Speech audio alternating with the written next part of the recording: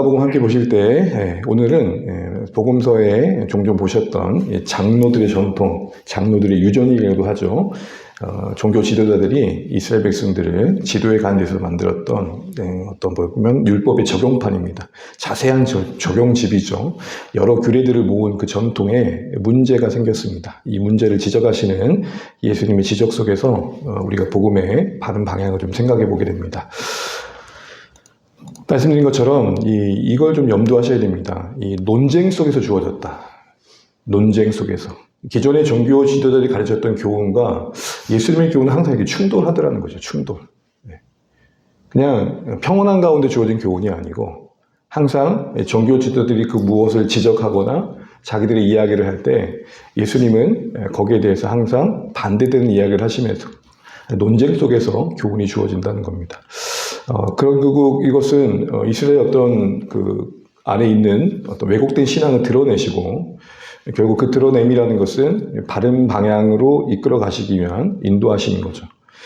그래서 오늘부터 우리가 이제 마가복음 4장에서 하나님 나라의 비유를 들은 뒤에 긴 시간 예수님의 어떤 행하신 기적을 살펴보다가 이제 오랜만에 긴 예수님의 이제 교훈을 듣습니다. 그런데 그것이 이제 바리새인과 논쟁 속에서 이루어졌다는 사실들을 좀 다시 염두하면 좋겠습니다. 그래서 우리는 이 기회 속에서 복음의 본질을 다시 이해하는 자리에 초청받고 있고 또 합당한 삶이 그러면 뭐냐라는 고민의 자리에 초청받고 있다는 거죠. 논쟁 속에서 예수님이 말씀하셨다는 것은 우리의 신앙의 현실과도 다르지 않습니다. 우리의 신앙이 성장한다는 또 다른 이면은 뭐냐면 고민이 있다는 겁니다. 그러니까 신앙이 성장한다는 또 다른 말은 뭐라고요? 고민이 있어요. 안 그렇습니까? 여러분 예수님을 모셔드린다는 것은 행복한 일이기도 하지만 불편한 일이에요. 전혀 나와 다른 존재셨던 그분이 내가 살아왔던 삶의 방식 가운데 초대되어 오셨을 때 안 부딪히겠어요. 그죠? 우리가 어떻게든 같은 곳에 있어도 같이 들어도 그 안에서 작은 차이들이 있는데 무슨 말이냐면 우리가 성장한다는 것은 그 예수님께서 우리 안에 오셨을 때 일어나는 어떤 옛생과의 충돌이 반드시 필요한적인 것이고 그 고민과 갈등 속에서 우리 성장은 커간다는 겁니다. 그래서 신앙생활할 때 우리 고민이 없다. 어떤 면에서 믿음일 수 있지만 또 한편으로 보면은 정말 저분이 진짜 그 안에 하나님 나라의 가치를 살고자 애씀이 있는가 라는 생각도 해보게 되는 거죠. 그걸 한번 생각해 보면서 여러분도 오늘 바리새인과 예수님과의 그 충돌의 장면이 우리에게도 고민이 되면 좋겠습니다. 먼저 바리새인과 서기관들이 문제 제기를 합니다. 보시면 2절 말씀 보시게 되면 2절 보시게 되면 그의 제자 중 몇 사람이 부정한 손, 곧 씻지 않은 손으로 떡 먹은 것을 보고 이제 문제가 시작됩니다. 5절 한번 읽어보겠습니다. 이에 바리새인들과 서기관들이 예수께 묻되 어찌하여 당신의 준행하지 아니하고 부정한 손으로 떡을 먹나이까? 씻지 않은 손이 부정하다. 이게 무슨 의미일까요? 일단 여기 바리새인들과 서기관 중 예루살렘에서 왔다는 사람들은 소위 오늘식으로 말하면 진상조사위원회를 할 수 있습니다. 계속 예수님의 가르침과 제자들의 행동을 감시하면서 시비를 거는 거죠. 그래서 오늘 여기 예루살렘에서 온 서기관들은 앞에 마가복음 3장에서도 등장합니다. 계속 예수님의 가르침과 행실들을 살피면서 문제될 만한 것들을 살피고 있었던 겁니다. 바리새인과 서기관들이 제자 중 몇 사람이 씻지 않은 손으로 떡 먹는 것을 보고 문제 제기를 했다고 그랬잖아요. 결국 결론을 말하면 단순히 이것은 위생 문제가 아니라 소위 이제 청결의 문제가 아니라 장로들의 전통을 어긴 정결의 문제였습니다. 그러니까 구약의 율법은 깨끗하게 씻어라 이 말이 청결의 문제가 아니고 정결의 문제입니다. 그러니까 예배적 차원에서 종교적 차원에서 제의적 차원에서 하지 말아야 할 일을 한 것이 부정한 거예요. 그러니까 예를 들어서 제가 제2원에서 가서 깨끗하게 사우나하고 와도 유대인들이 지켜야 될 걸 지키지 않으면 이제 부정하게 되는 거예요. 그런 개념인 겁니다. 사실은 이 손을 씻는 행위는 레위기를 보시게 되면 제사장들이 성막 안에서 제사 드릴 때 늘 했던 거예요. 피로 더럽혀진 것들, 또 부정한 것들 다 씻어내야 됐었거든요. 근데 바리새인들은 어떤 사람들이었냐면 이걸 일상까지 갖고 온 거예요. 그래서 성막 안에서만 그런 게 아니라 우리 일상에서도 늘 이 거룩을 지키자. 좋은 의미였던 거죠. 그래서 확대 적용합니다. 이게 너무 지나쳐서 문제였다긴 했지만 어쨌든 취지는 좋았던 거죠. 그래서 손을 씻는 이 행위마저도 우리가 구별된 백성임을 드러내는 방편으로 쓰자는 겁니다. 그래서 손을 씻을 때 여러분 보통 어떻게 씻으세요? 이렇게 뭐 각자 뭐 이렇게 씻겠지만 보통 상식적으로 이렇게 씻잖아요. 이들은 좀 독특하게 씻었다 그래요. 이렇게 해가지고 또 둥그렇게 말아가지고 이렇게 물에 이렇게 담그는 식으로 씻었다고 하기도 하고. 이런 거 뭘 말할까요? 나는 너희와 다른 사람이야. 뭐 이런 것도 얘기하는 거죠. 이외에도 수많은 전통과 유전을 정하여 준수했다는 겁니다. 오늘도 그래서 말씀을 보시게 되면 3, 4절에 그 소개가 나오죠. 한번 읽어볼까요? 바리새인들과 모든 유대인들은 장로들의 전통을 지키어 손을 잘 씻지 않고서는 음식을 먹지 아니하며 또 시장에서 돌아와서도 물을 뿌리지 않고서는 먹지 아니하며 그 외에도 여러 가지를 지키어 오는 것이 있으니 잔과 주발과 노끝을 씻으니라. 특별히 4절에 물을 뿌리지 않고서는 원문은 샤워하지 않고서는 이런 말이에요. 보통 여러분 밖에 나갔다 집에 들어오면 늘 샤워하는 분들 계시죠? 하루에도 두세 번 한 분 계시죠? 여러분 부정하신 것 같은데요. 그만큼 이방인들과 접촉했다라는 상상만 해도 소름을 끼칠 사람들이에요. 그러니까 시장에는 아무래도 이방인들이 있었겠죠. 그러니까 예를 들어서 이방인이 이걸 들었는데 그걸 보지는 않았지만 내가 이거 들었으면 그 순간 나도 모르게 접촉한 거죠. 혹시라도 모를 접촉마저도 지우려고 항상 씻었다는 거예요. 우리 예전에 여러분 코로나 때 늘 했던 게 뭐예요? 계속 씻었잖아요. 혹시라도 오를까 봐. 근데 그게 여러 가지였다는 거예요. 여러분 그런데요, 이 오늘 충돌의 이야기가 마태복음에도 함께 나오는데 전통에 대한 이 소개가 마태복음에는 안 나와 있어요. 왜 안 나왔을까요? 마태복음에 이미 수진자가 유대인들이에요. 굳이 설명이 필요해요, 안 해요? 설명하지 않아도 장로들의 정통이 뭔지를 알아요. 그런데 마가복음은 그 수신자가 이방인들, 헬라인들이에요. 그러니까 도대체 장로들의 전통이 뭐길래 저런가 궁금함이 있겠죠. 그러다 보니까 부연 설명이 들어가 있는 겁니다. 어쨌든 이 장로들이 이런 관점에서 보게 되면 제자들은 부정한 거예요. 근데 생각을 해볼 것은 사실 이 바리새인들이 말씀드린 것처럼 이런 규정을 만들었을 때 초기의 의도는 뭐냐면 일상에서도 좀 더 거룩해지고 싶은 자발적인 헌신이었어요. 그런데 오늘 본문을 보게 되면 이들의 뉘앙스나 시선을 보게 되면은 감시자가 되어 있어요. 어디 안 씻는 사람 있나 보자. 어떤 느낌인지 아시겠죠? 가만 보면서 어디 이렇게 좋은 사람 없나 보자 이런 식으로 무언가 자신들의 기준을 정해놓고 거기서 벗어나는 사람들을 찾아내고 있는 거예요. 어쩌다 보니 우연히 발견한 게 아니라 내내 지켜보고 있다가 옳지 걸렸다 이런 느낌인 거예요. 어느새 손을 씻지 않는 행위가 그 정결함이 자신들의 의가 되어 있고 또 그렇지 못한 사람들을 버림받은 자처럼 취급하고 있어요. 만약에요, 이 초기의 마음대로 손을 씻는 행위가 정말 하나님 앞에서의 거룩을 지키는 그런 어떤 헌신에서 시작된 원래 의도와 일치한다면 본문엔 그렇게 남아있지 않지만 안타까운 마음으로 제자들 몇 사람이 손을 씻지 않고 먹을 때 물이라도 갖다 줬어야 되죠. 아유, 그러시면 안 된다고. 물 여기 있으니까 여기 다시 씻고 먹으시면 좋겠다고. 이게 맞잖아요. 그런데 어느새 어떻게 됐어요? 어디 안 씻는 놈 없나 이러고 있는 거예요. 여러분 이게 이때만의 일이 아니에요. 이게 우리의 신앙의 영역에서 공동체에서 능히 나타날 수 있는 부분이거든요. 공동체가 하나님을 찾기 위해 어떤 정말 하나님 앞에 서기 위한 어떤 예를 들어서 함께 하기로 했던 어떤 시간들을 정해놨다고 칩시오. 그러면 그게 하나님과 함께 하기 위해서 함께 서로를 붙들어주기 위한 어떤 기도의 시간이라고 한번 생각해 봐요. 그러면 그 시간은 본래적으로 정말 우리가 스스로가 하기 힘드니까 서로를 붙들어주는 차원인데 이제 시간이 지나면 어떻게 돼요? 그 기도의 시간에 나온 사람과 안 나온 자 이런 식으로 시선을 보는 거예요. 근데 이게 그리 건강한 건 아니에요. 진짜 그 취지가 기도하게 하는 거라면 우리 같이 한번 기도하면 어때요? 이렇게 해야 되는 거 아니에요? 손잡아주고 붙들어주고. 그래서 이런 질문을 하는 거죠. 어쩌다가 여기까지 왔을까?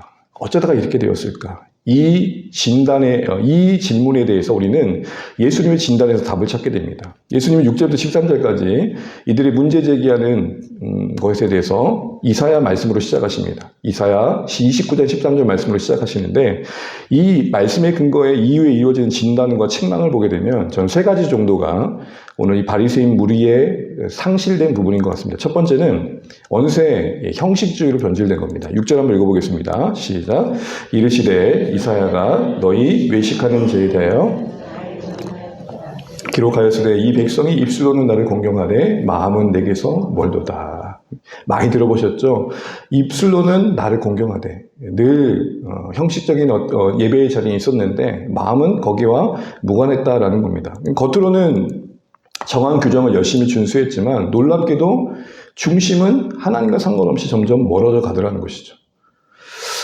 이게 왜 생겼을까요? 여러 이유가 있지만 가장 중요한 것은 이들은 입술의 공경의 행위로 만족한 거예요. 이걸로 됐다. 예를 들어서 나는 예배 드린 걸로 됐지 뭐 더 이상 무슨 고민이 더 필요해. 이렇게 했던 시간들이 쌓여간 거죠.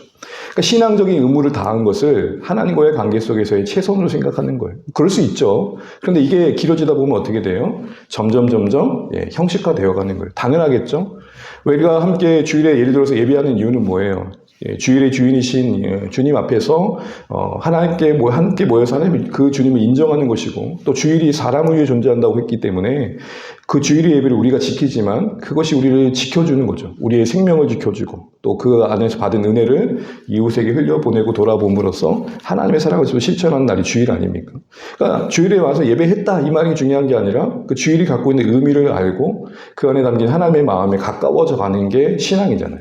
그런데 이 마음이 점점 부재하다 보니까 형식이 지나치게 형식화되면서 거기에 머무는 거죠. 일면 그들 안에는 하나님 앞에서 자신들보다는 나는 그래도 주일 빠지지 않는 사람 정도로 머물고 싶었던 거죠. 이런 관계 속에서 우리는 우리 자신을 좀 살펴볼 필요가 있겠죠. 두 번째로 지적받고 있는 것은 헛되이 경배했다. 그 경배가 아무 의미 없었다라고 하시면서 하신 말씀에서 이들의 섬김은 이들의 어떤 규정의 준수는 자기를 섬기는 거였다라는 겁니다. 7절 말씀 같이 한번 보겠습니다. 시작. 사람의 계명으로 교훈을 삼아 가르치니 나를 헛되이 경배하였도다 하였느니라. 나를 헛되이 경배한 이유를 뭐라고 말씀하십니까? 사람의 계명으로 교훈 삼아 가르쳤다. 이게 무슨 말이에요? 자기가 원하는 방식으로 자신들이 생각한 방식으로 하나님을 섬겼다라는 거예요. 이게 우리의 삶 가운데도 일어날 수 있는 거죠. 이걸 좀 더 생각해 보면 자기들이 원하는 방식으로 하나님을 섬겼다는 것은 그 섬김이 자기들의 이익을 위한 수단으로 활용되었다는 거예요. 이렇게 하면 좀 경건해 보이겠지. 이렇게 하면 좀 더 사람들이 나를 좀 하나님의 사람을 알아봐 주겠지. 뭐 이런 것들이겠죠. 그러니까 명분은 하나님을 섬기는 건데 실제로 누굴 섬겨요? 예? 자기를 섬겨요. 되게 참 분별이 필요한 부분인 것 같아요. 왜냐하면 오직 하나님만 아시는 분이거든요. 우리가 하나님 위해 살지만 실상의 마음의 동기는 누구일 때가 있어요? 나일 때. 이게 대표적인 예가 오늘 본문에 나오는 고르반이에요. 고르반. 여러분 고르반이 뭡니까? 이것도 율법에 명시된 건 아닌데 바리새인들이 그냥 적용한 거예요. 예물을 구별하여 드린 것을 일상에 적용해가지고 한 번 작정한 예물의 어떤 헌신은 돌이키지 못하도록 하는 제도적인 장치였어요. 그래서 이거 고르반입니다. 이거 건들지 마세요. 이거 하나님께 드릴 거예요. 라고 하면 그 어떤 목적으로 쓸 수 없었어요. 근데 이걸 어떻게 썼냐? 자기가 부모님께 뭔가 물질을 섬길 어떤 것을 하지 않기 위해서 자기 재산을 하나님께 드렸다라고 이제 매일 선포해버린 거예요. 물론 뒤에 가면 취소하면 수수료만 내면 돼요. 그러니까 부모님이 부모님이 살아계실 동안은 드려야 할 것들을 고르반 해놓고 돌아가신 다음에 어떻게 해요? 다시 취소하는, 맹세를 취소하는 이런 나쁜 짓을 했던 거예요. 근데 그게 용납되고 있었던 거예요. 하나님께 드린다는 명분 아래 실제적으로는 부모를 섬기지 않으려는 이기심이 담겨 있었던 거죠. 이게 고르반입니다. 하나님을 위해서라는 고백 이면에 숨겨진 마음은 하나님이 아니었던 거죠. 신앙적인 명분을 이용해서 우리가 사랑의 책임을 회피한다면 오늘 현대판 고르반이에요. 이렇게 얘기할 수 있을 것 같아요. 여러분 가운데는 없기 때문에 편하게 들으십시오. 교회 활동을 열심히 하는데 자기가 속한 가정과 이웃을 전혀 돌아보는 책임을 안 합니다. 그리고 핑계를 뭐라 해요? 내가 교회 일 아니라 바쁘다. 사역적인 저가 빠질 수 있는 오리겠죠.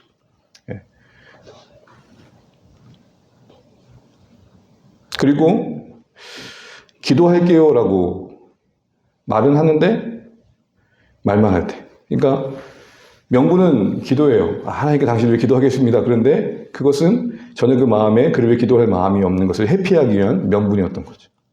그러니까 오늘날 우리 주변엔 이 현대판 고르반이 참 많아요.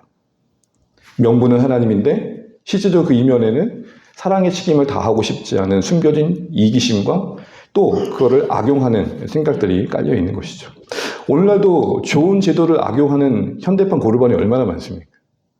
뭐 일일이 다 나열하지 않아도 우리가 잘 알고 있는 것들이 많잖아요.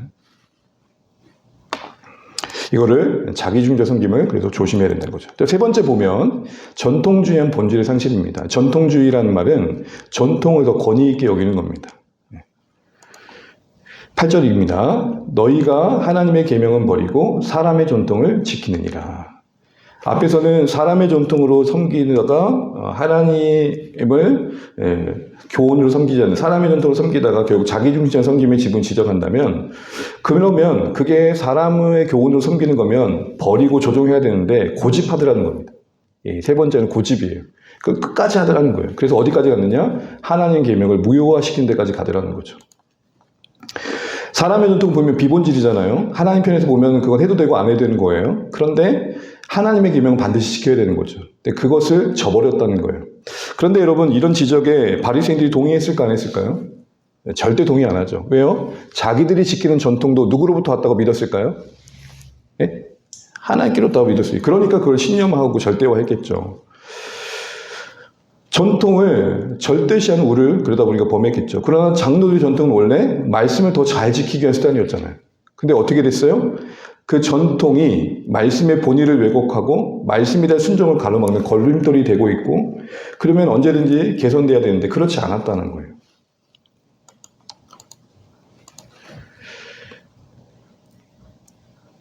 그러니까 예수님은 하나님의 말씀을 폐하면서까지 오히려 전통을 지킨 사례로서 고르반을 다시 말씀하십니다. 분명 부모님의 공경에 대한 말씀을 하셨잖아요. 그런데 그 공경의 책임을 회피하려고 고르반의 제도를 고집하더라는 거예요. 만약에 고르반이 잘 쓰여지면 좋겠는데, 만약 그게 부모님의 공경을 회피하기 위한 방안이었다면 그러면 안 된다고 가르쳐야 되는데, 그러지 않고 고르반을 고집했다 이 말입니다. 그러니까 결국 수단이 아니고 결국 목적이 되어버린 상황인 거죠. 이로 인해서 율법의 사랑은 지켜질 수 없었고, 이런 어처구니 없는 결과가 나오는 겁니다. 전통이 오히려 말씀을 무효화하는 거예요. 그러니까 말씀이 더 권위 있는 게 아니라 우리는 원래 그래 왔어. 이게 더 큰 거예요. 말씀은 나에게 변화를 요구하는데, 아니야, 난 늘 그래 왔어. 이거예요. 이 전통주의, 나만의 전통주의. 난 늘 그래 왔으니까, 우리는 늘 그래 왔으니까. 사실 그런 면에서 우리의 교회의 문화를, 또 소속의 어떤 교단을, 신학을, 또 신앙의 연륜과 경험을, 또 자신만의 신앙의 규칙과 습관들을 자칫하면 오늘의 장로의 전통의 자리에 둘 수 있다는 것을 우리는 생각해 볼 필요가 있습니다. 우리의 색깔을 갖는 거, 우리의 소속된 교단이 있는 거, 우리의 신학이 있는 거, 그 자체로는 다 가치 있는 일이지만, 그게 고집의 대상이 되면, 말씀보다 더 절대적인 기준이 되면 문제가 되는 것이죠. 그런 면에서 우리가 전통이라고 할 수 있는, 나만의 습관이라고 할 수 있는, 우리의 어떤 문화라고 할 수 있는 것들이 공동체를 세우는 쪽으로 가는지, 아니면 그게 자꾸 공동체 갈등을 일으키고 있는지, 정죄의 도구가 있는지를 한번 생각해 볼 필요가 있습니다. 하나님과 믿음을 더 격려하고 십자가의 삶으로 우리를 더 나아가게 하는지 생각해 봐야 된다는 거죠. 이런 면에서 말씀이 기초가 되지 않은 우리의 어떤 전통이라고 하는 것들은 이유 없이 행해지는 고집이 될 수 있습니다. 우리는 원래 이렇게 해왔다. 그런 게 참 주변에 많죠. 뭐 사실 우리도 그렇잖아요. 왜 그러세요? 그러면 왜 그런지 모르고 우리는 원래 이렇게 해왔어. 그러면 원래 이렇게 해왔는데 뭔가 바꿔보자 그러면 바뀔까요? 안 바뀔까요? 잘 안 바뀌어요. 같은 취지인데 오늘은 이렇게 해봅시다 그러면 받아들이지 못하는 거예요. 왜요? 그 취지를 알고 한 게 아니라 그냥 해왔기 때문에 그런 거예요. 우리는 늘 신방 갈 때 이렇게 해왔어. 우리는 장례식 때 늘 이렇게 해왔어. 우리 예배는 항상 순서는 이래 왔어. 이런 거죠. 이러면서 여러분, 우리가 건강한 문화를 만들어가고 아름다운 신앙의 문화를 만들어가는 것은 상당히 어떻게 보면 의미 있는 것이죠. 그러나 그것이 고정화되는 건 아니라는 것이죠. 하나님 보실 때 말씀의 권위 아래서 존재해야 될 것들이 그 자리에 지키고 있는지를 돌아봐야 됩니다. 전통은 비본질입니다. 늘 말씀드리지만 그 말인즉슨 할 수도 있고 안 할 수도 있는 겁니다. 자유의 영역이기도 하지만 그런 의미에서 절제의 영역이기도 합니다. 전통과 형식에 매몰되지 않고 우리는 말씀의 근본 정신을 담아내려고 늘 애써야겠죠. 이런 겁니다. 우리가 주일에 이렇게 각 목장마다 설거지를 합니다. 우리는 늘 설거지를 하니까 이거는 어떻게 보면 전통주의가 되는 겁니다. 그러나 설거지가 하는 가운데 그 성도들의 식탁의 어떤 흔적들을 사랑으로 섬기려는 마음을 늘 격려받는, 이게 되게 중요한 거죠. 물론 쉽지 않지만 그런 마음을 자꾸 공급받아야 됩니다. 그래야 형식으로만 남지 않고 전통으로만 남지 않고. 이를 위해서 우리는 끊임없이 우리 자신을 비춰보는 건 자연스러운 결과이겠죠. 그래서 결국 오늘 결론은 이렇습니다. 전통이나 시스템을 붙드는 교회가 아니라 하나님의 말씀을 붙드는 교회를 지향하자. 정리해보면, 자, 형식주의는 행위만을 너무 강조하다가 그것만을 지키다가 변화와의 무관심함, 또 마음은 없는, 하나님에 대한 관심은 없는 그런 신앙이 머무는 거죠. 여기에 빠지게 될 그 첫걸음은 뭐냐면 그냥 지킨 걸로 끝나는 거예요. 예배 드리는 걸로 끝나는 거고 섬기 드리는 걸로 끝나는 거예요. 나는 할 바 다 했다. 이렇게 되는 거죠. 우리는 어디까지 서야 됩니까? 할 일을 하고서도 정말 하나님이 기뻐하시는 마음으로 했는지를 살피는 것. 나의 흡족함과 만족함이 어떤 목적이 아니고, 내가 마땅히 할 일을 하고서도 혹시나 내가 내 의를 드러내지 않았는가? 그게 너무 지나친 것도 문제겠지만, 우리가 그런 마음이 없이 무관심하게 섬기는 것도 형식화된 신앙에 빠지기 너무 쉽다. 두 번째로는 뭘 경계하자고 있습니까? 자기중심적 섬김. 헌신을 명분으로 이야기를 하고 있지만 실제로는 자기 일을 추구하는 거죠. 전통 중심의 신앙도 마찬가지입니다. 전통이 있다는 게 문제가 아니라 전통이 고집스럽게 붙들고 있는 거죠. 그래서 결국 말씀이 권위 있지 못하는 이런 상황들을 우리가 주의해야 되는 것입니다. 한 주 준비해 주십시오. 자, 이제 들었던 내용들을 제가 늘 기도 제목을 정리하는데 한번 쭉 읽어보시면서 정리하면 기도하시면 좋겠고, 오늘도 오늘 참 빨리 끝났습니다. 편안한 마음으로 좀 이렇게 묵상하는 마음으로 기도 제목을 쭉 읽으시고 여러분 허락하신 시간만큼 기도하시다가 또 하나님께 또 아뢰시고 그렇게 하시면 좋겠습니다. 제가 먼저 맨 위에 읽고 맨 아래에 읽겠습니다. 형식주의를 경계하고 마음의 중심을 회복하게 하소서. 입술로만 하나님을 공경하고 형식주의에 빠지지 않게 하시고 늘 하나님 앞에서 우리의 진실한 중심을 드리며 하나님과의 사귐 닮아감의 신앙의 본질을 갖고 가게 하소서. 자기중심적인 섬김이 아닌 진정한 순종의 삶을 살게 하소서. 신앙적 명분을 내세워 자신만의 유익을 구하거나 당연한 책임을 회피하는 현대판 고르반의 우를 범하지 않게 하시고 하나님을 향한 헌신이 이웃과 가족 향한 사랑과 책임으로 온전히 이어지게 하소서. 전통이나 간섭보다 하나님의 말씀을 우선하게 하소서. 사람이 만든 전통이나 익숙한 신앙 습관이 하나님의 말씀을 가로막지 않게 하시고 비본질적인 것보다 말씀의 본이 사랑, 긍휼, 용납을 더 중요하게 여기는 건강한 신앙 공동체를 세워가게 하소서. 마지막입니다. 자신을 성찰하고 타인을 판단하지 않는 성숙함을 주소서. 나만의 신앙 규칙을 타인을 판단하고 정죄하는 도구로 사용하지 않게 하시고 끊임없이 우리 자신을 말씀의 거울에 비춰보며 날마다 새롭게 변화되는 참된 제자의 길을 걷게 하소서. 우리 서로 마음은 이런 소원함을 가지고 찬양하고 기도하시겠습니다. 삶의 작은 부분